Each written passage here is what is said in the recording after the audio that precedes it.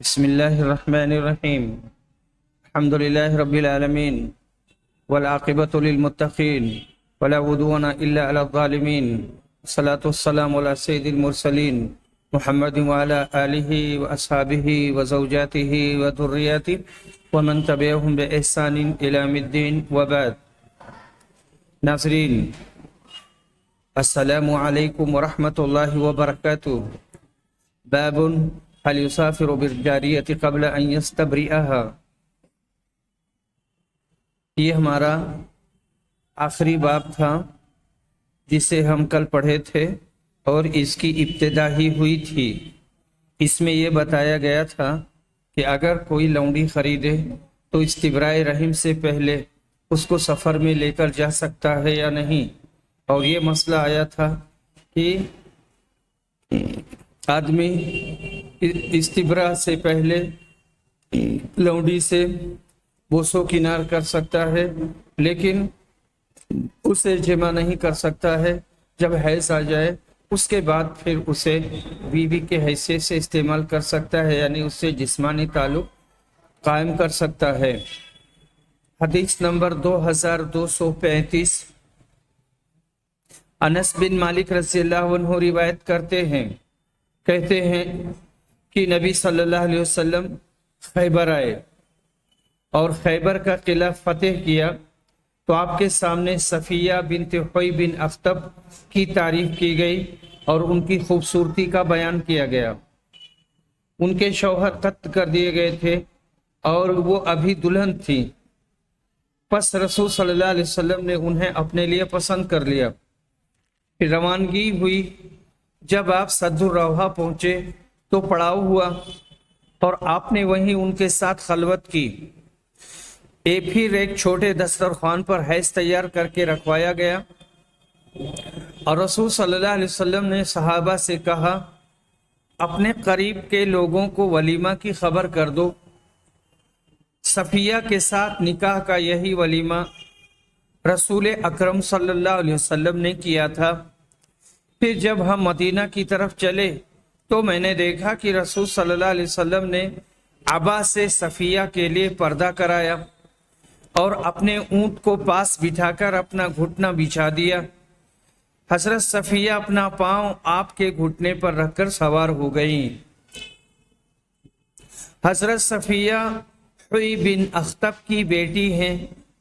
یہ کنانہ رئیس خیبر کی بیوی تھی اور یہ کنانہ وہی یہودی ہے جس نے بہت سے خزانے زیر زمین دفن کر رکھے تھے اور فتح خیبر کے موقع پر ان سب کو پوشیدہ رکھنا چاہا تھا، مگر نبی اکرم کو وہی سے اطلاع مل گئی اور کنانہ کو خود اسی کے قوم کے اصرار پر قتل کر دیا گیا، کیونکہ اکثر غربائے یہود اس سرمایہ دار کی حرکتوں سے نالاں تھے اور آج بمشکل ان کو یہ موقع ملا تھا.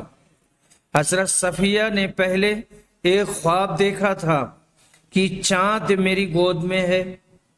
جب انہوں نے خواب اپنے شوہر کنانہ سے بیان کیا تو اس کی تعبیر کنانہ نے یہ سمجھ کر کہ یہ نبی موعود کی بیوی بنے گی، ان کے منہ پر زوردار کا تماچا مارا. خیبر فتح ہوا تو یہ بھی قیدیوں میں تھی اور حضرت دہیہ کلبی کے حصے غنیمت میں گئی تھیں. بعد میں نبی اکرم کو ان کی شرافت نفس بھی معلوم ہوئی کہ یہ تو حضرت ہارون کے خاندان سے ہیں، تو آپ نے دہیہ کلبی کو ان کے عوض 7 غلام دے کر ان سے واپس لے کر آزاد فرما دیا اور خود انہوں نے اپنے پرانے خواب کی بنا پر آپ سے شرف زوجیت کا سوال کیا تو نبی اکرم نے اپنے حرم محترم میں ان کو داخل فرما لیا اور ان کا مہر ان کی آزادی کو قرار دیا. حضرت صفیہ بہت ہی وفادار اور علم دوست ثابت ہوئی. نبی اکرم نے بھی ان کی شرافت کے پیش نظر ان کو خاص عزت عطا فرمائی. اس سفر ہی میں آپ نے اپنی آبا مبارک سے ان کا پردہ کرایا اور اپنے اونٹ کے پاس بیٹھ کر अपना टखना बिछा दिया जिस पर हजरत सफिया ने अपना पांव रखा और ऊंट पर सवार हो गई। 50 हिजरी में इन्होंने वफात पाई और जन्नतुल बकी में दफन की गई। बाबो बैल मैतती वल असनामी, मुर्दार और बुतों का बेचना। हदीस नंबर 2236 मुत्तफक अलैह। हजरत जाबिर बिन अब्दुल्ला रिवायत करते हैं कि इन्होंने रसूल सल्लल्लाहु अलैहि वसल्लम से सुना, फतेह मक्का के साल आपने कहा था आपका क़याम अभी मक्का ही में था और अल्लाह और उसके रसूल ने शराब, मुर्दार और भूतों का बेचना हराम करार दिया है। इस पर पूछा गया कि या रसूल अल्लाह, मुर्दार की चर्बी के सिलसिले में आपका क्या मौक़िफ़ है, आपकी क्या राय है? उसे हम कश्तियों पर मलते हैं, खालों पर उससे तेल का काम लेते हैं और लोग उससे अपने चिराग भी जलाते हैं। आपने कहा नहीं, वो हराम है।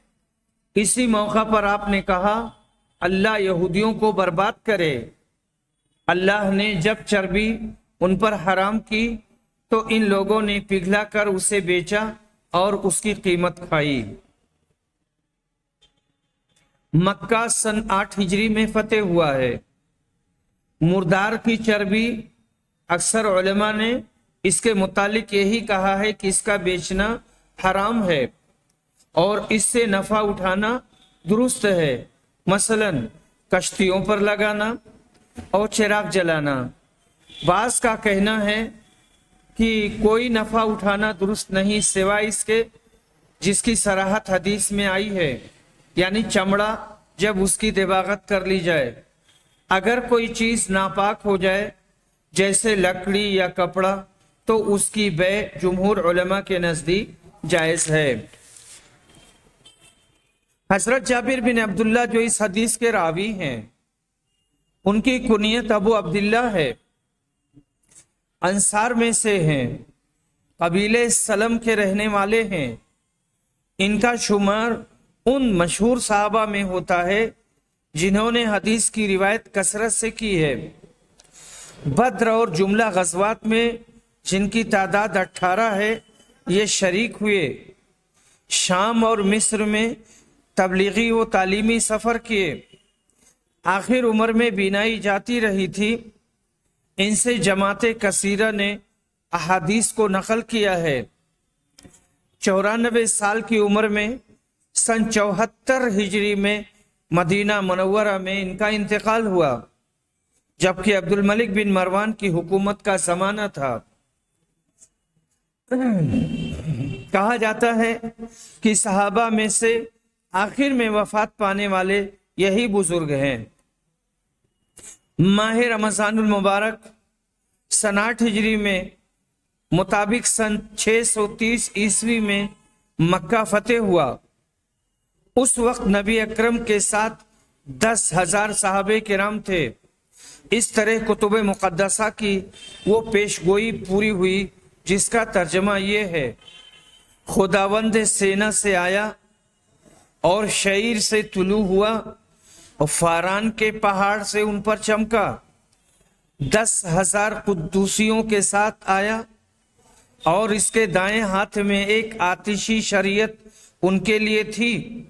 वो कौम के साथ कमाल इखलास से मोहब्बत रखता है। उसके सारे मुकद्दस तीर से हाथ में हैं और वे तेरे कदमों के नज़दीक हैं और तेरी तालीम को मानेंगे। तौरात इस्तिस्ना 2-4-35। इस तारीखी अजीम फतेह के मौका पर आपने खिताब आम किया जिसमें शराब, मुर्दार, सुअर और बुतों की तिजारत के मुतालिक भी ये अहकाम सादिर फरमाए जो यहाँ बयान हुए हैं। बाब समनिल कल्बी, कुत्ते की कीमत का बयान। इमाम शाफी और जुमहूर उलमा का कहना है कि मुतलकन किसी कुत्ते की बै जायज नहीं, सिखाया हुआ हो या बिना सिखाया हुआ, और अगर कोई इसको मार डाले तो उस पर जमानत नहीं आएगी, और इमाम मालिक के नजदीक जमानत लाजिम होगी, और इमाम अबू हनीफा के नजदीक शिकारी और फायदामंद कुत्ते की बे उस पर जमानत लाजिम नहीं आएगा। इमाम अबू हनीफा के नजदीक शिकारी और फायदेमंद कुत्ते की बे दुरुस्त और जायज है, ये कह रहे हैं। यहाँ लाइन बदल गई थी। हदीस नंबर 2237 मुत्तफक अलैह। अबू बकर बिन अब्दुल रहमान कहते हैं कि इनको अबू मसूद अंसारी ने बताया कि रसूल सल्लल्लाहु अलैहि वसल्लम ने कुत्ते की कीमत, ज़ानिया की कमाई और काहिन की उजरत से मना किया है। अरब में काहिन लोग बहुत थे जो आइंदा की बातें लोगों को बतलाया करते थे। आजकल भी ऐसे दावेदार बहुत हैं। इनको उजरत देना या शीरीनी पेश करना कतअन जायज नहीं है, ना उनका पैसा खाना दुरुस्त है। हदीस नंबर 2238 अबू जुहैफा औन बिन अबू जुहैफा रिवायत करते हैं, कहते हैं कि मैंने अपने वालिद को देखा कि एक पोछना लगाने वाले गुलाम को खरीद रहे हैं, इसलिए उसने उनके पोछना लगाने वाले औजार को तोड़ डाला। तो तोड़ने का हुक्म दिया तो उसको तोड़ दिया। इस पर मैंने इसके मुतालिक उनसे पूछा कि आपने ऐसा क्यों करवाया? तो उन्होंने कहा कि रसूल सल्लल्लाहु अलैहि वसल्लम ने खून की कीमत, कुत्ते की कीमत और बांदी की कमाई से मना फरमाया था। यानी बांदी का कमाई वही नाजायज कमाई। गोदने वालियों और गोदवाने वालियों, सूद लेने वालों और देने वालों पर लानत की थी, और तस्वीर बनाने वाले पर भी लानत की थी। खून की कीमत से पूछना लगाने वाली की उजरत मुराद है। इस हदीस से अदम जवाज जाहिर हुआ, मगर दूसरी हदीस जो मज़कूर हुई उससे ये हदीस मनसूख हो चुकी है। उस हदीस में साफ बयान है कि नबी अकरम ने खुद पूछना लगवाया और उस पूछना लगाने वाले को उजरत दी, जिससे जवाज साबित हुआ। कुत्ते की कीमत के मुतालिक इमाम अबू दाऊद में मरफूअन मौजूद है, सुनन अबू दाऊद में मरफूअन मौजूद है कि जो कोई तुम में से कुत्ते की कीमत तलब करे उसके हाथ में मिट्टी डाल दो। मगर नसई में हजरत जाबिर की रिवायत है कि आपने शिकारी कुत्ते को मुस्तस्ना फरमाया कि इसकी खरीदो फरोख्त जायज है। ज़ानिया की उजरत जो वो ज़िना कराने पर हासिल करती है, उसका खाना भी एक मुसलमान के लिए कत्तान हराम है। मजाजन यहाँ इस उजरत को लफ्ज़ महर से ताबीर किया गया है। काहिन से मुराद फाल खोलने वाले, हाथ देखने वाले, गैब की खबरें बतलाने वाले और इस किस्म के सब वो लोग शामिल हैं जो ऐसे पाखंडों से पैसा हासिल करते हैं। ये झूठ पर उजरत लेना है जो बिल इत्तेफाक हराम है। गोदने वालियां और गोदवाने वालियां और जो इंसानी जिस्म पर सुई से गोद कर उसमें रंग भर देती हैं, ये पेशा भी हराम और इसकी आमदनी भी हराम है। इसलिए कि किसी मुसलमान मर्द और औरत को ज़ेबा नहीं कि वो इसका मुर्तकिब हो। सूद लेने वालों पर, इसी तरह देने वालों पर लानत की गई है, बल्कि गवाह और कातिब व जामिन तक पर लानत है कि सूद का धंधा बहुत बुरा है। तस्वीर बनाने वालों से जानदारों की तस्वीर बनाने वाले लोग मुराद हैं। इन सब पर लानत की गई और इनका पेशा नाजायज करार दिया गया। किताबुस सलम بیع سلم کا بیان۔ بیع سلم اس کو کہتے ہیں کہ ایک شخص دوسرے شخص کو نقد روپیہ دے اور کہے کہ اتنی مدت کے بعد مجھ کو تم ان روپوں کے بدلے میں اتنا غلہ یا چاول فلاں قسم والے دینا، فلاں قسم کا چاول، فلاں قسم کا گیہوں یا فلاں چیز دینا۔ تو کہتے ہیں یہ بالاجماع مشروع ہے، بالاتفاق جائز ہے۔ عام بول چال میں اسے بدھنی کہتے ہیں۔ یہ ہوتا کیا ہے کہ پیسہ پہلے لے لیا جاتا ہے اور جو غلہ ہوتا ہے وہ بعد میں لیا جاتا ہے، اس میں ساری چیزیں طے ہوتی ہیں۔ جو روپیہ دے اس کو رب السلم اور جس کو دے اسے مسلم ملے، اور جو مال دینا ٹھہرائے اسے مسلم فی کہتے ہیں۔ بیع سلم پر لفظ سلف کا بھی اطلاق ہوتا ہے، کتاب السلم، کتاب السلف۔ بعض لوگوں نے کہا کہ لفظ سلف اہل عراق کا لغت ہے اور لفظ سلم اہل حجاز کا لغت ہے۔ ایسی بیع کو عام محاورہ میں لفظ بدھنی سے تعبیر کیا جاتا ہے۔ باب السلم فی کیل معلوم، مقررہ ناپ میں سلم کا سودا کرنا۔ حدیث نمبر 2239 متفق علیہ۔ ابن عباس رضی اللہ عنہ روایت کرتے ہیں کہ نبی صلی اللہ علیہ وسلم مدینہ آئے تو مدینہ کے لوگ پھلوں میں 1 سال یا 2 سال کے لیے بیع سلم کرتے تھے۔ نبی صلی اللہ علیہ وسلم نے کہا جو شخص بھی کھجور میں بیع کرے اسے مقررہ پیمانے یا مقررہ وزن کے ساتھ کرنی چاہیے، وزن معلوم ہونا چاہیے۔ اصل میں کئی چیزیں اس میں ہیں، مطلوب ہیں، انہیں معلوم ہونا چاہیے۔ وزن معلوم ہو، اگر وزن کرنے والی چیز ہے تو وزن معلوم ہو، تولنے والی چیز ہے تو پیمانہ معلوم ہو، جیسے لیٹر وغیرہ سے اس کو ناپا جاتا ہے، اور مدت معلوم ہو کہ کتنے دن کے بعد کس دن کو کس تاریخ کو یہ سامان ہمیں ملے گا، غلہ کی نوعیت معلوم ہو۔ یہ ساری چیزیں، یہ ساری شرطیں جب طے ہو جائیں گی تو اس کے بعد اختلاف نہیں ہوگا۔ باب السلم فی وزن معلوم، فی وزن معلوم، بیع سلم معلوم وزن میں ہونا چاہیے۔ حدیث نمبر 2240۔ ابن عباس رضی اللہ عنہ روایت کرتے ہیں کہ جب رسول صلی اللہ علیہ وسلم مدینہ تشریف لائے تو لوگ کھجور میں 2 اور 3 سال تک کے لیے بیع سلم کرتے تھے۔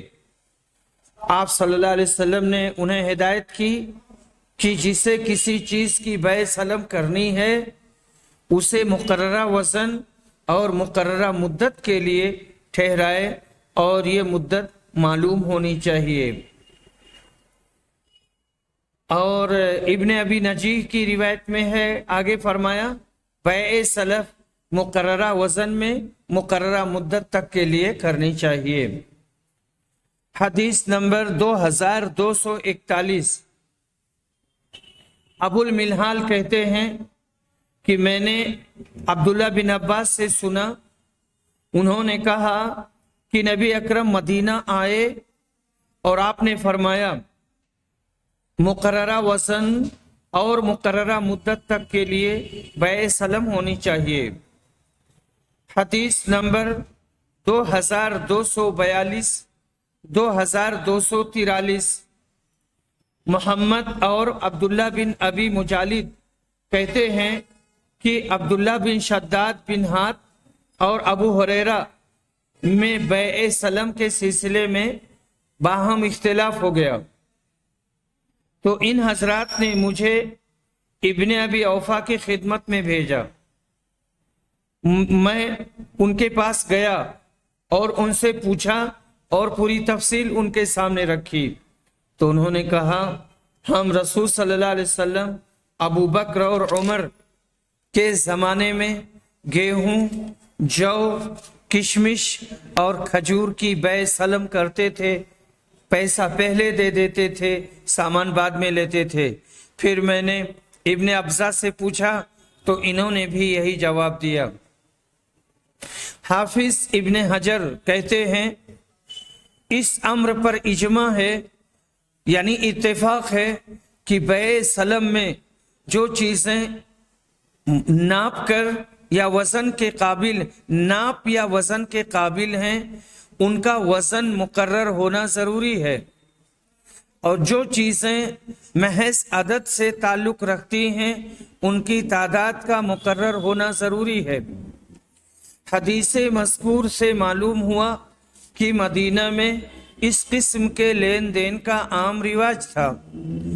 फिल हकीकत काश्तकारों और सन्नाओं को पेशगी सरमाया की ज़रूरत होती है, जो अगर ना हो तो वो कुछ भी नहीं कर पाएंगे।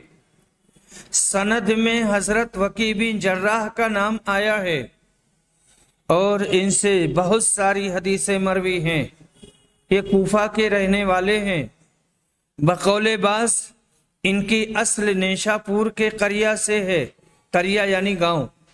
इन्होंने हिशाम बिन उर्वा, औज़ाई और सौरी वगैरह असातिज़े हदीस से हदीस की समात की है। इनके तलामेज़ा में अकाबिर हजरात मसलन अब्दुल्ला बिन मुबारक, इमाम अहमद बिन हम्बल, यहया बिन मईन और अली बिन मदीनी भी हैं। बगदाद में रौनक अफरोज होकर दरसे हदीस का हल्का कायम किया। फन हदीस में इनका कौल काबिल एतमाद तस्लीम किया जाता है। हजरत अब्दुल्ला बिन अबी औफा सहाबी हैं। हुदैबिया और खैबर में और इसके बाद तमाम गज़वात में शरीक हुए और हमेशा मदीना में क़याम रहा, यहाँ तक कि नबी अकरम की वफ़ात हुई। इसके बाद आप कूफा चले गए। 87 हिजरी में कूफा में ही इनका इंतकाल हुआ। कूफा में इंतकाल करने वाले ये सबसे आखिरी सहाबी माने जाते हैं। इनसे इमाम शाबी वगैरह ने हदीसें रिवायत की हैं। इमाम शाबी आमिर बिन शुराहबील कूफी मशहूर सी इल्म अकाबिर में से हैं। हजरत उमर के दौरे खिलाफत में पैदा हुए। बहुत से सहाबा से रिवायत करते हैं। इन्होंने 500 सहाबा को देखा है। हिफ्ज़ हदीस का मलका खुदादाद था कि कभी कोई हर्फ कागज पर नोट नहीं किया। जो भी हदीस सुनी उसको अपने हाफिजा में महफूज कर लिया। इमाम ज़ोहरी कहा करते थे कि वो दौरे हाजिर में हकीकी उलमा तो 4 ही देखे गए हैं। इब्ने मुसय्यब मदीना में, शाबी कूफा में, हसन बसरा में और मकहूल शाम में।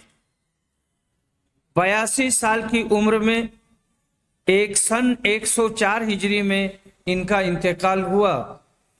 बाबुस्सलम इला मन लैसा इंदहु अस्लुन, उस शख्स से सलम का सौदा करना या कर्ज का सौदा करना जिसके पास असल माल नहीं है। मसलन एक आदमी के पास खजूर नहीं है और किसी ने उससे खजूर लेने के लिए सौदा कर लिया, पैसा दे दिया और सब कुछ तय कर लिया।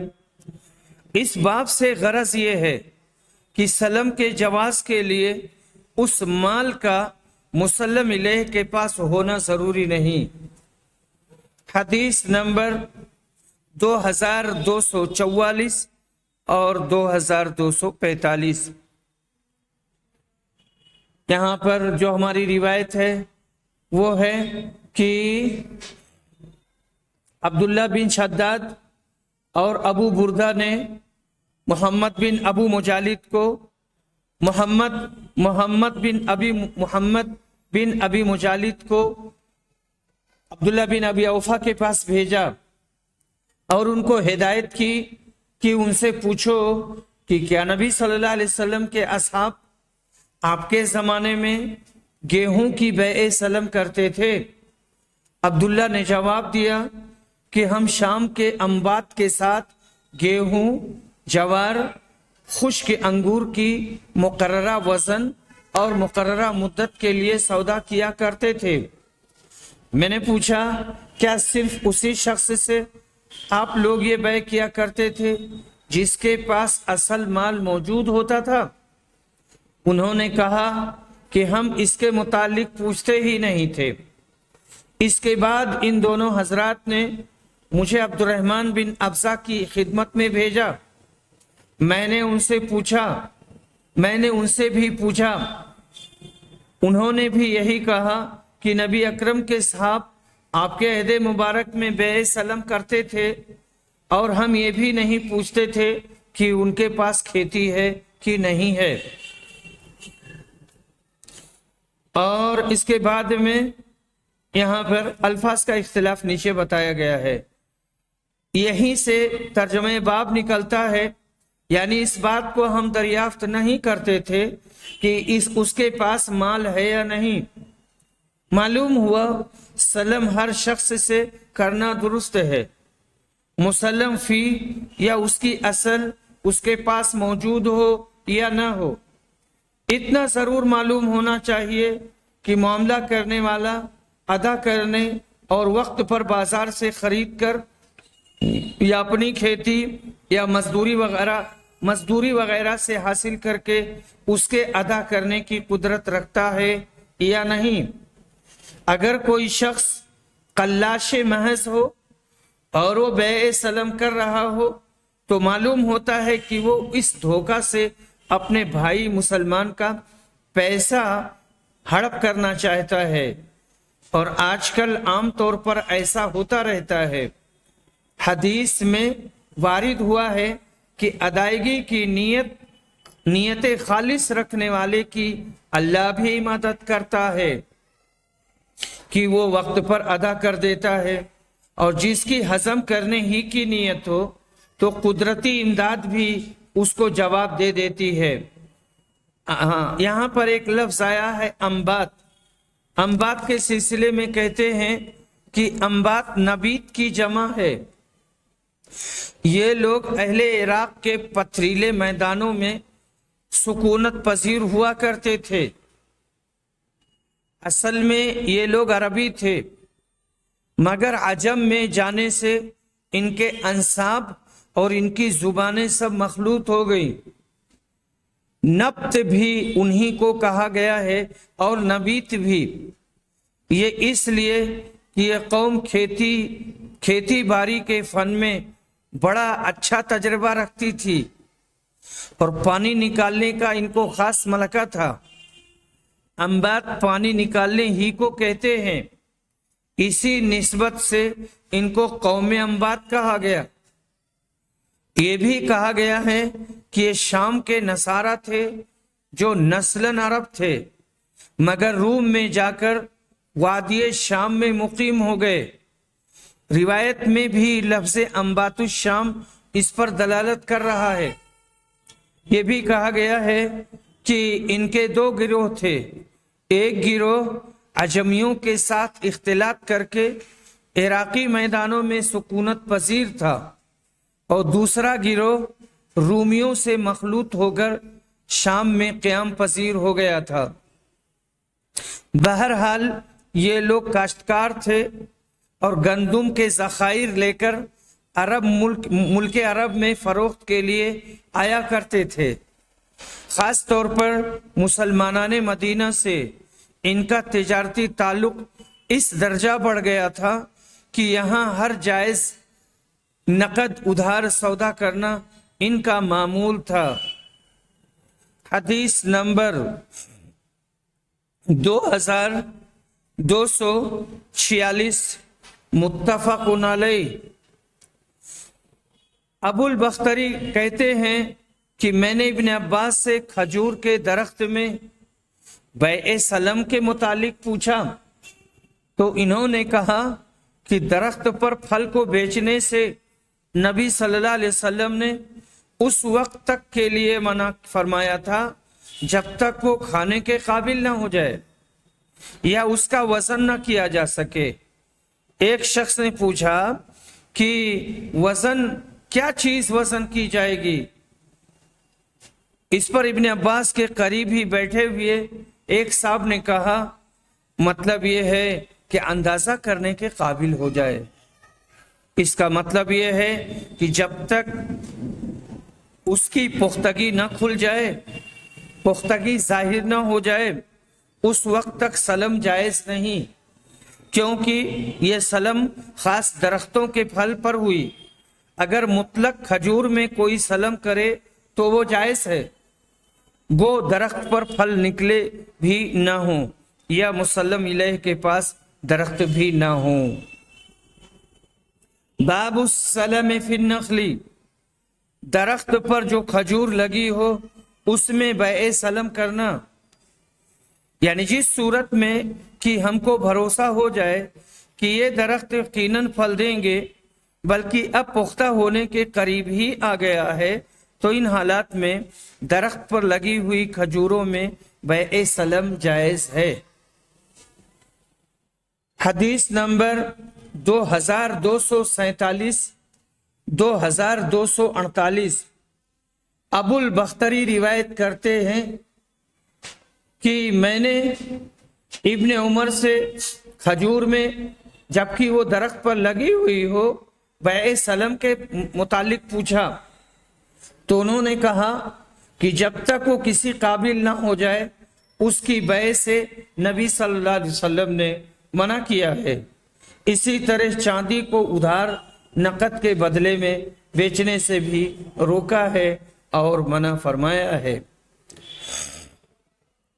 اور میں نے ابن عباس سے کھجور کی درخت پر بیع سلم کے متعلق پوچھا تو انہوں نے بھی یہی کہا کہ رسول صلی اللہ علیہ وسلم نے اس وقت تک کھجور کی بیع سے منع فرمایا تھا جب تک وہ کھائی نہ جا سکے، کھانے کے لائق نہ ہو جائے، یا اس طرح کہا جب تک وہ اس لائق نہ ہو جائے کہ اسے کوئی کھا سکے، اور جب تک وہ تولنے کے قابل نہ ہو جائے۔ حدیث نمبر 2249 2250 ابو البختری کہتے ہیں کہ میں نے ابن عمر سے کھجور کے درخت پر بیع سلم کے متعلق پوچھا تو انہوں نے کہا کہ عمر نے پھل کو اس وقت تک بیچنے سے منع کیا ہے جب تک وہ نفع اٹھانے کے قابل نہ ہو جائے۔ اسی طرح چاندی کو سونے کے بدلے بیچنے سے، جبکہ ایک ادھار اور دوسرا نقد ہو، منع فرمایا ہے۔ اور میں نے ابن عباس سے پوچھا تو انہوں نے کہا کہ نبی اکرم نے کھجور کو درخت پر بیچنے سے جب تک وہ کھانے کے قابل نہ ہو جائے منع کیا ہے، اسی طرح جب تک وہ وزن کرنے کے قابل نہ ہو جائے، کھانے کے لائق ہو جائے اور وزن کرنے کے لائق ہو جائے۔ میں نے پوچھا کہ وزن کیے جانے کا مطلب کیا ہے؟ تو ایک صاحب نے جو ان کے پاس بیٹھے ہوئے تھے کہا اس کا مطلب یہ ہے کہ جب تک وہ اس قابل نہ ہو جائے کہ اس کا اندازہ کیا جا سکے کہ یہ کل ملا کر کے کتنا پھل ہوگا اور کھجور کتنا آئے گا۔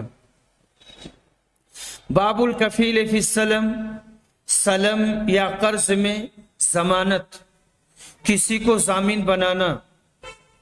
حدیث نمبر 2251 حضرت عائشہ رضی اللہ عنہا روایت کرتی ہیں کہ رسول صلی اللہ علیہ وسلم نے ایک یہودی سے ادھار غلہ خریدا اور اپنی لوہے کی زرہ اس کے پاس گروی رکھی۔ تو اس طرح کرنا چاہیے تاکہ جس نے خریدا ہے یا جس نے دیا ہے تو طرفین سے دونوں کو اطمینان رہے۔ بیع سلم میں گروی رکھنا۔ حدیث نمبر 2252 حضرت عائشہ رضی اللہ عنہا روایت کرتی ہیں کہ نبی اکرم نے ایک یہودی سے ایک مقررہ مدت تک کے لیے غلہ خریدا اور اس کے پاس اپنی لوہے کی زرہ گروی رکھ دی تھی۔ باب السلم الی اجل معلوم، سلم میں میعاد معین ہونی چاہیے۔ ابن عباس اور ابو سعید خدری اور اسود اور امام حسن بصری کا یہی کہنا ہے۔ ابن عمر کہتے ہیں اگر غلہ کا بھاؤ اور اس کی صفت بیان کر دی جائے تو میعاد معین کر کے اس میں بیع سلم کرنے میں کوئی حرج نہیں اور کوئی قباحت نہیں، اگر یہ غلہ کسی خاص کھیت کا نہ ہو جو ابھی پکا نہ ہو۔ یہاں پر کہتے ہیں، تشریح کرتے ہوئے کہتے ہیں، اگر کسی خاص کھیت کے غلہ میں یا کسی خاص درخت کے میوہ میں سلم کرے اور ابھی وہ غلہ یا میوہ تیار نہ ہوا ہو تو سلم درست نہ ہوگی، لیکن تیار ہونے کے بعد خاص کھیت اور خاص پیداوار میں بھی سلم کرنا درست ہے۔ اس کی وجہ یہ ہے کہ جب تک غلہ یا میوہ پختگی پر نہ آیا ہو اس کا کوئی بھروسہ نہیں ہو سکتا کہ غلہ یا میوہ اترے گا یا نہیں اور اس سے ہم فائدہ اٹھا سکیں گے یا نہیں۔ احتمال ہے کہ کسی آفت ارضی یا سماوی سے یہ غلہ اور میوہ تباہ ہو جائے، پھر دونوں میں جھگڑا ہو۔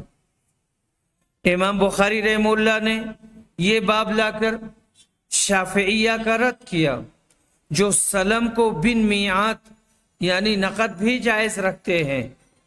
حنفیہ اور مالکیہ امام بخاری کے موافق ہیں۔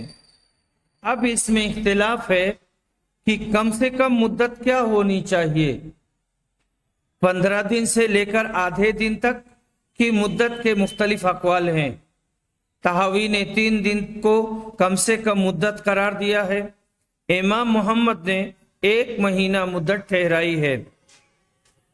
حضرت حسن بصری جن کا یہاں ذکر ہے ابو الحسن کے بیٹے ہیں، ان کے والد کی کنیت ابو الحسن تھی، حسن بن ابی الحسن، ان کی کنیت ابو سعید ہے یعنی حسن بصری کی۔ زید بن ثابت کے آزاد کردہ غلام ہیں، ان کے والد ابو الحسن کا نام یسار ہے۔ یسار کو ربیع بنت نصر نے آزاد کر دیا تھا۔ امام حسن بصری جب کی خلافت عمری کے 2 سال باقی تھے عالم وجود میں آئے یعنی پیدا ہوئے۔ مدینہ منورہ مقام ولادت ہے۔ حضرت عمر نے اپنے ہاتھ سے کھجور منہ میں چبا کر ان کے تالو سے لگائی۔ ان کی والدہ ام المؤمنین حضرت ام سلمہ کی خدمت کرتی تھیں۔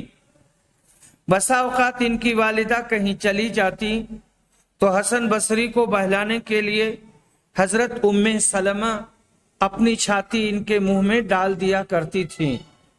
وآخر دعوانا الحمد للہ رب العالمین۔